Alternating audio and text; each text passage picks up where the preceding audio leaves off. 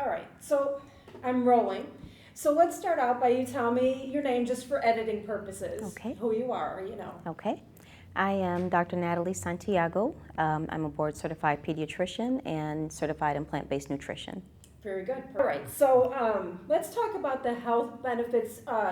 Let's start with children. You Okay. know, how it benefits a child and how it doesn't affect them negatively, only positively kind of thing. Yes. Yeah. So one thing that I see a lot in children is anemia. One common denominator that I see among a lot of my patients with anemia is their milk consumption. And part of that is the advertisement, unfortunately. All the commercials about milk being, beneficial and essential. And so parents, they think, if a little bit is good, then a whole lot must be better. And so you have a lot of children who may not have the best appetites, which is normal. Toddlers, they don't have the best appetite. And so parents think, well, if I give them milk, then that's a better, way of doing things. And so milk has no iron. Children are not eating anything. They're not eating any green vegetables. And so they're becoming anemic. They're also becoming constipated because there's no fiber in the milk. So you have these anemic, constipated little ones.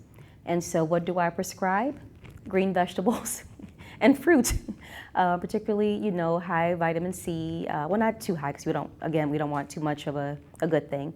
But, vitamin C and the green vegetables to boost their iron levels naturally. One thing that I think that people don't realize is that in the United States, particularly in the Western world, we get way too much protein anyway.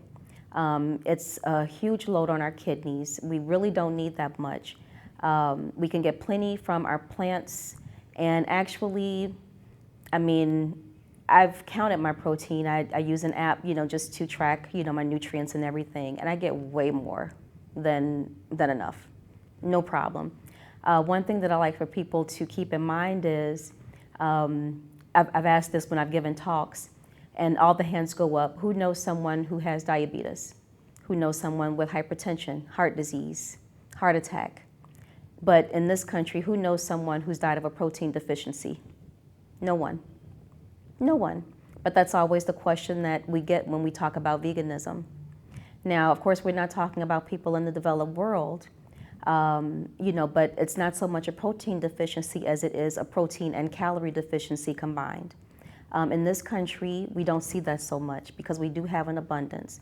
Even for people who are not the most economically advantaged, we still have a lot of abundances.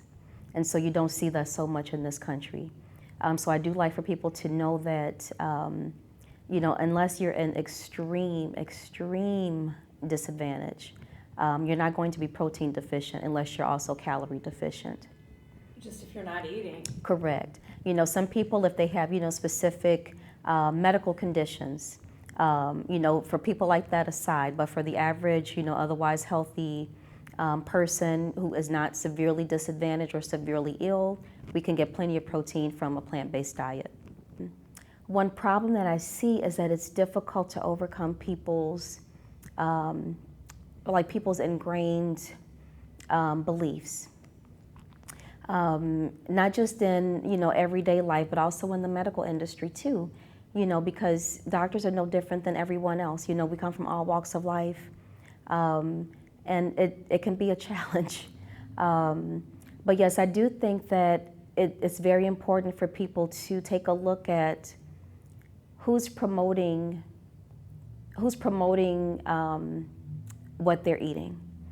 There's one famous author, Ellen Jaffe Jones, who says that, I don't want to quote her incorrectly, but to quote her loosely, there's no advertising in broccoli. There's no money in broccoli advertising, basically.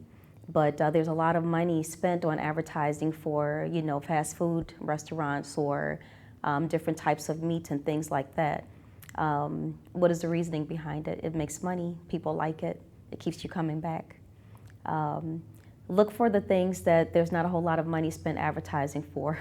Those are probably the things that are healthier to eat.